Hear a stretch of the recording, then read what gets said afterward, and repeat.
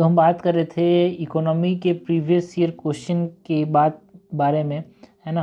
तो इकोनॉमी के previous year question में हम बात कर रहे थे, टॉपिक वाइज क्वेश्चंस की बात कर रहे थे। सबसे हमने कवर कर लिया, बैंकिंग सेक्टर कवर कर चुका हमने, एक्सटर्नल सेक्टर कवर कर चुका। अब बात करते हैं एग्रीकल्चर की। Agriculture and important concept of economy को हम एक ही वीडियो में कवर करने की कोशिश करेंगे, बिकॉज 18 क्वेश्चन इससे आए थे। नहीं, इंपॉर्टेंट कॉन्सेप्ट ऑफ इकोनॉमी से 14 क्वेश्चन आए थे। तो स्टार्ट करते हैं एग्रीकल्चर सेक्टर से, क्योंकि बहुत साल तक नहीं आया, 2020 से लेकर 2015 के बीच में आया था, उसका 2-3 साल नहीं आया ये।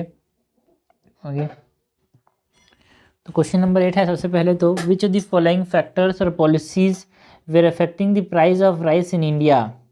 कि इनमें से कौन से फैक्टर्स फिर पॉलिसीज जो हैं वो अफेक्ट कर रहे हैं किसको, प्राइस ऑफ राइस को इंडिया के अंदर। 2020 में क्वेश्चन आया था कि एमएसपी अफेक्ट करता है। बिल्कुल सही है भाई, एमएसपी तो अफेक्ट करेगा ही करेगा प्राइस ऑफ राइस को। गवर्नमेंट ट्रेडिंग, ये भी सही है। एंड गवर्नमेंट स्टॉक पाइलिंग, ये भी एक तरह से अफेक्ट कर रहा है प्राइस ऑफ राइस को। एंड कंज्यूमर सब्सिडीज़ भी हमारे पास अफेक्ट कर रहे हैं। तो इन चारों की चीज़ें जो हैं वो प्राइस ऑफ राइस को अफेक्ट कर रही हैं। तो करेक्ट हमसे पूछा गया है, करेक्ट हो जाएगा D 1 2 3 4। क्वेश्चन नंबर 9 है, with reference to chemical fertilizers in India consider the following statements. हमको बात किसकी करनी है, केमिकल फर्टिलाइजर्स की बात करनी है। क्वेश्चन कब आया था, क्वेश्चन आया था 2020 के अंदर, केमिकल फर्टिलाइजर्स। पहला स्टेटमेंट है, at present the retail price of chemical fertilizer is market driven and not administered by the government. क्या जो केमिकल फर्टिलाइजर्स का जो प्राइस है वो मार्केट ड्रिवन होता है? नहीं भाई, ये मार्केट ड्रिवन नहीं होता है ना। गवर्नमेंट डिसाइड करती है जो फर्टिलाइजर्स का प्राइस है उसको। सो this is incorrect. Okay, so this is decided by government. Ammonia which is an input of urea is produce from natural gas. Ammonia कहाँ से बनाया जाता है भाई? नेचुरल गैस से बनाया जाता है, जो अमोनिया नेचुरली इन्वायरमेंट में मिलता है उससे। Okay, sulphur which is the raw material for phosphoric acid is a by product of oil refineries. Sulphur कहाँ से लिया जाता है? फर्टिलाइजर बनाने के लिए, फॉस्फोरिक एसिड बनाने के लिए, है ना, वो ऑयल रिफाइनरीज से लिया जाता है। ये भी सही है, करेक्ट हमसे पूछा गया है, करेक्ट हो जाएगा B 2 and 3 only. Question number 10 है, in India which of the following can be considered as public investment in agriculture. 2020 में आया था, पब्लिक इन्वेस्टमेंट इन एग्रीकल्चर किसको मानेंगे? Fixing minimum support price for agriculture produce of all crops. अगर हमने क्या किया, एग्रीकल्चर प्रोड्यूस के ऊपर एमएसपी को फिक्स कर दिया, है ना, तो क्या ये हमारे पास पब्लिक इन्वेस्टमेंट माना जाएगा भाई? नो। कंप्यूटराइजेशन अब वही एग्रीकल्चर के ऊपर कुछ चीज़ें एमएसपी तो करते जा रहा है सरकार, ठीक है। तो एमएसपी मतलब हम एग्रीकल्चर इन्वेस्टमेंट कब मानेंगे? जब एग्रीकल्चर को कुछ फ़ायदा हो। जैसे कंप्यूटराइजेशन ऑफ हम प्राइमरी एग्रीकल्चर क्रेडिट सोसाइटी से कंप्यूटराइजेशन कर रहे हैं, तो एक तरह से पब्लिक इन्वेस्टमेंट है ना। सोशल कैपिटल डेवलपमेंट कर रहे हैं, सोशल कैपिटल डेवलपमेंट कर रहे हैं, तो वो एक तरह से पब्लिक इन्वेस्टमेंट है ना। हमारे पास ये कोल्ड स्टोरेज बना रहे हैं, तो वो हमारे पास पब्लिक इन्वेस्टमेंट है ना। फ्री इलेक्ट्रिसिटी सप्लाई कर रहे हैं, तो एक तरह से सब्सिडी है भाई वो, है ना, वो इन्वेस्टमेंट नहीं है ना। एग्रीकल्चर लोन्स को हम वेव ऑफ कर रहे हैं, वो एक तरह से हमारे पास एक्सपेंडिचर है, नॉट इन्वेस्टमेंट। सो आंसर क्या हो जाएगा भाई? हमसे करेक्ट पूछा है, करेक्ट हो जाएगा 2, 3 and 6। क्वेश्चन नंबर 11 क्या है भाई? अंडर द किसान क्रेडिट कार्ड स्कीम, हमको बात किसकी करनी है? हमको बात करनी है किसान क्रेडिट कार्ड स्कीम की। Short term credit support is given to farmers for which of the following purpose. Short term credit support दिया जाता है केसीसी के अंदर, है ना। 2020 में आया था ये क्वेश्चन, केसीसी किसान क्रेडिट कार्ड के अंदर जो शॉर्ट टर्म क्रेडिट सपोर्ट दिए जाते हैं वो किस पर्पस के लिए दिए जाते हैं, ये हमसे पूछा गया है। ओके, सो क्या ये working capital for the maintenance of farm assets, जो फार्म असेट्स हैं उनके वर्किंग कैपिटल के लिए दिया जाता है? बिल्कुल से जो रोजमर्रा के चीज़ें हैं, है ना, उसके लिए दिया जाता है इसको। And purchase of combine harvesters, tractors and mini trucks, no, है ना। का हार्वेस्टर्स ये सब चीज़ के लिए नहीं दिया जाता यहाँ पे। परचेस ऑफ हार्वेस्टर्स, ट्रैक्टर्स, ये शॉर्ट टर्म इन्वेस्टमेंट के अंदर नहीं आते भाई, है ना। इसके लिए बहुत ज़्यादा पैसे चाहिए, जो कि किसान क्रेडिट कार्ड अंदर नहीं प्रोवाइड करता है। किसान क्रेडिट कार्ड जो है वो शॉर्ट टर्म क्रेडिट्स देता है। And consumption requirement of farm household, बिल्कुल सही है, जो कंजम्पशन रिक्वायरमेंट है फार्म हाउस होल्ड का वो शॉर्ट टर्म में आता है, जिससे वो क्या कर पाए, ऑब्जेक्टिव सही है इसका केसीसी का कि जो कंजम्पशन रिक्वायरमेंट है फार्म हाउस होल्ड का, जो आसपास की चीज़ें हैं उसको ये क्या कर पाए, दूर कर पाए। एंड पोस्ट हार्वेस्ट एक्सपेंसेस को भी किसान क्रेडिट कार्ड स्कीम जो है वो कवर करता है। And construction of family houses, या ये शॉर्ट टर्म के लिए काम नहीं आता, ये हैवी कैपिटल रिक्वायरमेंट होता है, तो ये इसके अंदर नहीं आता। करेक्ट हमसे पूछा गया है, करेक्ट हो जाएगा B 1 3 एंड 4। 12 नंबर क्वेश्चन है, कंसिडर दी फॉलोइंग स्टेटमेंट, ये क्वेश्चन 2020 में आया था। In case of all cereals, pulses, oil seeds, the procurement at MSP is unlimited in any states और यूनियन टेरिटरी। क्या ये स्टेटमेंट सही है भाई, है ना? मतलब सीरियल्स के केसेस में, पल्सेस के केसेस में, ऑयल सीड के केसेस में जो MSP में जो खरीदारी होती है वो अनलिमिटेड होती है क्या? नो, एक लिमिटेड यहाँ पे प्रोक्यूरिंग होती है, बिकॉज हमारे पास जो हमारे पास जो स्टॉक है वो बफर स्टॉक होता है, वो लिमिटेड होता है। ओके, ज़्यादा खरीद लेंगे तो फूड कॉर्पोरेशन ऑफ इंडिया को दिक्कत आ जाएगी। In case of cereals and pulses the MSP is fixed in any state और union territories at a level at which the market price will never rise. ऐसा नहीं होता भाई, जो मार्केट प्राइस होता है इसका कोई लेना देना नहीं होता MSP से। MSP से मार्केट प्राइस का कोई लेना देना नहीं होता, है ना? ये जो हमारे पास MSP सेटअप किया जाता है वो डिसाइड करती है कौन? CACP, commission for agriculture cost and prices decide करती है, और MSP को डिसाइड किया जाता है on the basis of demand, okay, and not on the basis of market price. Okay, so this is incorrect, second statement भी incorrect हो जाएगा, हमसे करेक्ट पूछा है, करेक्ट हो जाएगा नाइदर 1 नॉट 2। क्वेश्चन नंबर 13 है, the economic cost of food grain to the food corporation of India is MSP and bonus if paid to the farmer plus. 2019 में क्वेश्चन आया था भाई, एग्रीकल्चर से बहुत ज़्यादा क्वेश्चन आते हैं, लेकिन 2020 19 18 17 इसमें बहुत आए थे, बस 2-3 साल से नहीं आया, तो इसको हमको देख के रखना कि अगले साल आ सकता है। सो economic cost of food grains जो होता है फूड कॉर्पोरेशन ऑफ इंडिया के लिए, वो क्या क्या होता है भाई? MSP plus bonus plus what, है ना, plus transportation cost only, plus interest cost only, plus procurement incidentals and distribution cost, या फिर procurement incidentals and charge for godown. क्या क्या आता है भाई हमारे पास जो फूड कॉर्पोरेशन ऑफ इंडिया के लिए जो इकोनॉमिक कॉस्ट होता है फूड ग्रेन का,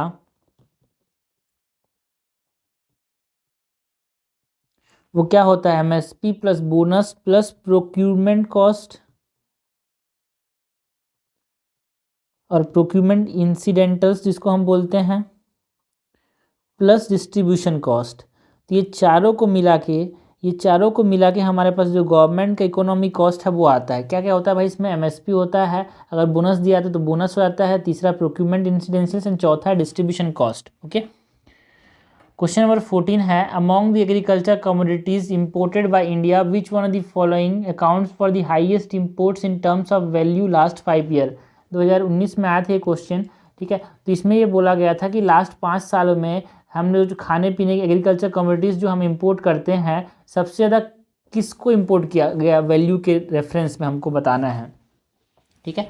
तो ये पता होना चाहिए भाई, वैल्यूज़ के रेफरेंस में सबसे ज़्यादा जो वेजिटेबल ऑयल्स है ना, उनको यहाँ पे अपने पास लास्ट 5 सालों में, तो इकोनॉमिक सर्वे से हमको ये समझ आता है। देखो ये क्वेश्चन जो है इकोनॉमिक सर्वे में दिया होता है।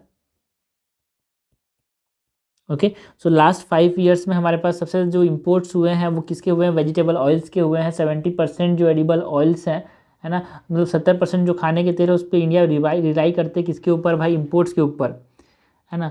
एंड पल्सेस जो है सेकेंड मोस्ट है, सबसे ज़्यादा वेजिटेबल ऑयल्स, फिर पल्सेस, है ना। 70% हम इंपोर्ट पे डिपेंड करते हैं वेजिटेबल ऑयल के केसेस में। एंड उसके बाद सेकेंड मोस्ट हम लोग इंपोर्ट करते हैं वो क्या है भाई? पल्सेस है। और सबसे कम हम इंपोर्ट करते हैं वो स्पाइसेस, बिकॉज इंडिया को बोला जाता है ना, लैंड ऑफ स्पाइसेस। यार हम खुद मसाले बेचते हैं तो हम क्यों इंपोर्ट करेंगे? कुछ चीज़ें इंपोर्ट करते हैं, और है ना, तो सबसे लास्ट में स्पाइसेस आएगा, लेकिन फ्रेश फूड भी हम इंपोर्ट करते हैं। क्वेश्चन नंबर 15 है with reference to land reforms in independent India. हमको बात किसकी करनी है, लैंड रिफॉर्म्स की इंडिपेंडेंट इंडिया में। हमसे करेक्ट पूछा गया है, ये 2019 में आया था ये क्वेश्चन, ठीक है, हमसे करेक्ट पूछा गया है। The ceiling laws were aimed at family holding and not individual holding. ये जो सीलिंग लॉज थे, है ना, ये सीलिंग लॉज जो थे वो फैमिली होल्डिंग के ऊपर थे कि land holding, individual land holding के ऊपर थे कि फैमिली कितना रख सकते हैं इसके ऊपर था, है ना। जो पहली बात तो बात करें कि जो लैंड होल्डिंग था ना, है ना, वो किसके ऊपर था भाई, इंडिविजुअल लैंड होल्डिंग के ऊपर था क्या। देखो ये सीलिंग लॉज जो थे वो फैमिली के ऊपर भी थे प्लस इंडिविजुअल के ऊपर भी थे कि फैमिली इससे नहीं रह सकती और इंडिविजुअल इससे नहीं रह सकता। So this is incorrect, not individual holding बोल रहा है, गलत बात है यार। The major aim of land reforms were providing agriculture land to all landless. बिल्कुल सही बात है भाई, एग्रीकल्चर रिफॉर्म मतलब जो लैंड रिफॉर्म का मेन एम था कि इसके पास जमीन नहीं है उसको भी यहाँ पे क्या मिले, जमीन मिले। And it resulted in cultivation of cash crop as predominant form of cultivation. कि इससे एग्रीकल्चर में हमारे पास जो कैश क्रॉप थे वो ज़्यादा ग्रो हुए यार। हाँ, नो, लैंड रिफॉर्म्स की वजह से कैश क्रॉप्स का यहाँ पे हमारे पास ज़्यादा ग्रो करने को नहीं देखने को मिला। जो कमर्शियलाइजेशन हुआ था, है ना, कमर्शियलाइजेशन जब हुआ था एग्रीकल्चर का तो हमारे पास कैश क्रॉप्स का ग्रोथ ज़्यादा देखने को मिला। And land reform permitted no exemptions to ceiling limit, no, हमारे पास कुछ सीलिंग लिमिट्स थे भाई, जैसे कि टी एंड कॉफ़ी में हमारे पास, है ना, सीलिंग लिमिट्स पे कुछ एक्सेप्शंस दिए गए थे। जैसे कुछ लोग टी बागान हज़ारों मतलब उसको तो खेती कर नहीं सकते उतना ज़्यादा। सो टी एंड कॉफ़ी में हमारे पास एक्सेप्शंस था कि आप इसमें जो लैंड रिफॉर्म्स हैं यहाँ पे सीलिंग लिमिट्स को कुछ एग्जम्पशंस थे यहाँ पे। क्वेश्चन नंबर 16 क्या है भाई, among the following which one is the largest exporter of rice in the world in the last 5 year. ठीक है, लार्जेस्ट एक्सपोर्टर ऑफ राइस कौन सा 2019 में आया था, largest exporter of what, largest exporter of rice. तो गलती से भी आप इंडिया मत लगा देना, है ना। सब मामले में आगे कौन होता है, सब मामले में आगे कौन होता है भाई, है ना। आप चाइना लगा देंगे मैक्सिमम लोग, ठीक है, सब मामले में चाइना आगे होता है। बट लेकिन लास्ट 5 ईयर्स में हमको देखना है कि इंडिया चाइना से आगे हो गया। Since the beginning of this decade India has been the largest leading exporter of rice. 2011-12 से लेके राइस का सबसे ज़्यादा एक्सपोर्टर कौन रहा है, इंडिया रहा है भाई। क्वेश्चन नंबर 17 है कंसिडर द फॉलोइंग स्टेटमेंट जो कि 2018 में आया था यार। The quantity of imported edible oil is more than domestic production of edible oil in the last 5 years.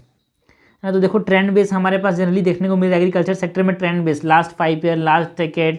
तो इसमें क्या रहा है ट्रेंड, उसके बारे में बात करनी है। तो हमेशा हमको ट्रेंड पे फोकस करना है। The quantity of imported edible oil is more than domestic production of edible oil in the last 5 years, है ना। जो इम्पोर्टेड एडिबल ऑयल है, हम लोग जानते हैं कि भाई हम लोग एडिबल ऑयल क्या करते हैं, इम्पोर्ट करते हैं, है ना, वो ज़्यादा रहा है देन दी डोमेस्टिक प्रोडक्शन। बिल्कुल सही बात है। वेजिटेबल ऑयल्स हमने देखा था, देखो ये PYQ रिपीटेड PYQs बोलते हैं इसको यार, इसको रिपीटेड PYQs ही बोलते हैं बिकॉज उसी ट्रेंड पे क्वेश्चन पूछा जा रहा है ना PYQs में। देखो वेजिटेबल ऑयल्स का हम बहुत ज़्यादा इंपोर्ट करते हैं, ये तो स्टेटमेंट में पूछा गया था कि हम जो इम्पोर्टेड एडिबल ऑयल्स को जो इम्पोर्ट करते हैं वो हमारे पास ज़्यादा है प्रोडक्शन, जो डोमेस्टिक प्रोडक्शन है उससे। The government does not impose any custom duty on all the imported edible oils as a special case. क्या हम एडिबल ऑयल्स पे हम क्या नहीं करते भाई, कस्टम्स नहीं डालते, गलत बात है भाई। हम जैसे कि हमारे पास जो मस्टर्ड ऑयल्स पे लगभग 25% का हमारे पास क्या होता है, कस्टम ड्यूटी लगता है, हमारे पास सोयाबीन पे 30% लगता है। तो ये गलत बात है यार। करेक्ट हमसे पूछा गया है, करेक्ट जाएगा ओनली 1, आंसर हो जाएगा ए। क्वेश्चन नंबर 18 है consider the following, the cabinet committee on economic affairs has announced the MSP for which of the above. ठीक है, तो 2000 कितने में आया था, 2018 में आया था, है ना। जो MSP है कौन अनाउंस करता है, cabinet committee on economic affairs, ये पूछा जा सकता है। ठीक है, तो आपको ये पता होना चाहिए कि जो MSP है उसको अनाउंस कौन करता है, cabinet committee on economic affairs. और वो किसके किसके लिए MSP अनाउंस करता है ना। हमारे पास अरेका नट के लिए करता है क्या, अरेका नट के लिए करता है क्या ना, बार्ले के लिए करता है यस, कॉफ़ी के लिए करता है yes, finger millet, finger millet मतलब रागी, रागी क्या बोलते हैं, फिंगर मिलेट बोलते हैं। तो फिंगर मिलेट के लिए भी करता है, ग्राउंड नट के लिए करता है, शीशम के लिए करता है क्या, शीशम के लिए करता है क्या, नो, टर्मरिक के लिए करता है क्या? टर्मरिक के लिए नो। सो आंसर क्या जाएगा 2 3 4 5 2 3। कॉफ़ी के लिए नहीं, कॉफ़ी के लिए भी नहीं करता भाई हमारे पास, कॉफ़ी के लिए हमारे पास MSP अनाउंस नहीं होता। सो 2 4 5 एंड 6। सीसम्स के लिए यहाँ पे सीसम के लिए अनाउंस करता है क्या MSP? सीसम बिल्कुल सही है भाई। Niger seed and sesame seed के लिए हमारे पास, niger seed and sesame seed के लिए हमारे पास MSP यहाँ पे अनाउंस करती है कंज्यूमर इकोनॉमिक अफेयर्स है ना, cabinet committee, sorry not cabinet committee in economic affairs जो है MSP अनाउंस करती है for barley, for groundnut, for finger millet that is ragi, for sesame and also niger seed. Question number 19 है what is are the advantages of implementing national agriculture market scheme. हमको national agriculture market scheme की बात करनी है। जो national agriculture market scheme है उसको जब हमने क्या किया, इम्प्लीमेंट किया, तो क्या क्या दिक्कतें आई, क्या क्या फ़ायदे हुए, ये हमसे पूछा गया है। तो जब हमने नेशनल एग्रीकल्चर मार्केट स्कीम को हमारे पास इम्प्लीमेंट किया तो it is a pan India electronic trading portal for agriculture commodities. बिल्कुल सही बात है यार। देश भर में कहीं से हमारे पास जो नाम है, नाम मतलब नेशनल एग्रीकल्चर मार्केट, एक यूनिफाइड नेशनल मार्केट बनाया हमने एग्रीकल्चर कमोडिटीज़ के लिए। कोई भी कहीं भी बेच सकता है, कहीं का आदमी कहीं बेच सकता है, कहीं भी खरीद सकता है। And it provide the farmer access to nationwide market with price commensurate with the quality of their produce. बिल्कुल सही है। बोलेंगे भाई आप खराब क्वालिटी दे रहे हो तो एक पर्टिकुलर एरिया में खराब क्वालिटी मिले तो भी इसको कहीं नहीं मिलता था, तो जिस हिसाब से खरीदना पड़ता था। और कोई अच्छा क्वालिटी चाह रहा है बट एरिया में नहीं है तो उसको दिखता नहीं था, वो अच्छा प्राइस देने के लिए भी रेडी है, फिर भी उसको मिलता नहीं था। तो ये जो नाम है वो क्या करेगा, हमारे पास इसको एक तरह से बैलेंस बना के रखेगा। जहाँ पे अच्छा क्वालिटी चाहिए उसको, जिस प्राइस में चाहिए अच्छा प्राइस दे रहा है तो उससे उसको बेच सकता है ये, तो उसके लिए नाम लाया गया था। तो करेक्ट हमसे पूछा है भाई, करेक्ट क्या हो जाएगा? बोथ। क्वेश्चन नंबर 20 है which of the following is are the advantages of practicing drip irrigation. 2016 में पूछा गया था क्वेश्चन, ड्रिप इरीगेशन के प्रैक्टिस से क्या क्या फ़ायदे हैं, क्या क्या एडवांटेजेस हैं, हमसे पूछा गया है। क्या इससे वीड कम होता है भाई, जो घास फूस जो खरपतवार हैं उससे कम होते हैं क्या? बिल्कुल सही बात है यार। सॉइल सैनिटी का जो रिडक्शन है वो भी क्या होता है हमारे पास देखने को मिलता है क्या? ना, सॉइल सैनिटी का रिडक्शन देखने को नहीं मिलता भाई। एंड सॉइल इरोजन कम होता है, बिल्कुल सही बात है। करेक्ट हमसे पूछा गया, करेक्ट हो जाएगा सी। क्वेश्चन 21 है the fair and remunerative price of sugarcane is approve by. तो जो फेयर एंड रिम्यूनरेटिव प्राइस जो कि किसके लिए दिया जाता है, शुगर केन के लिए दिया जाता है। ये 2000 हमारे पास ये क्वेश्चन कब आया था भाई? 2015 में आया था कि जो फेयर एंड रिम्यूनरेटिव प्राइस है वो शुगर केन जो दिया जाता है उसको अप्रूव कौन करता है। तो बच्चे को पता होना चाहिए भाई, अभी मैंने देखा है जो कि प्रीवियस क्वेश्चन था, है ना। तो हमारे पास इसको अप्रूव कौन करता है? Cabinet committee in economic affairs. हमने देखा था भाई प्रीवियस क्वेश्चन, देखो अभी यहाँ पे हमने देखा था क्वेश्चन, है ना, ये रहा। Cabinet committee in economic affairs जो है वो MSP देता है, ये इंपॉर्टेंट, इसको बोलते हैं रिपीटेड क्वेश्चन ही बोलेंगे एक प्रकार से। वही तो पूछा जा रहा है, तो हमको हर ऑप्शंस को देखना है, हर क्वेश्चंस को, प्रीवियस क्वेश्चन के ऑप्शंस को भी अच्छे से एनालाइज करना है, क्वेश्चंस को भी अच्छे से एनालाइज करना है, बिकॉज उसी के रिपीटेड क्वेश्चन आएंगे। तो आपको ये पता है भाई जो cabinet committee in economic affairs है वही MSP रिलीज करता है, वही अप्रूव करता है MSP को, और वही फेयर एंड रिम्यूनरेटिव प्राइस जो शुगर केन के लिए दिया जाता है उसको वही अप्रूव करता है। कौन? Cabinet committee on economic affairs. Okay, approve by cabinet committee on economic affairs. गलती से भी यहाँ पे commission for agriculture cost and prices मत देखना भाई, ठीक है ना। ये इसको MSP को डिसाइड करता है, बट अप्रूव करने के लिए कौन है भाई? Cabinet committee on economic affairs. Okay,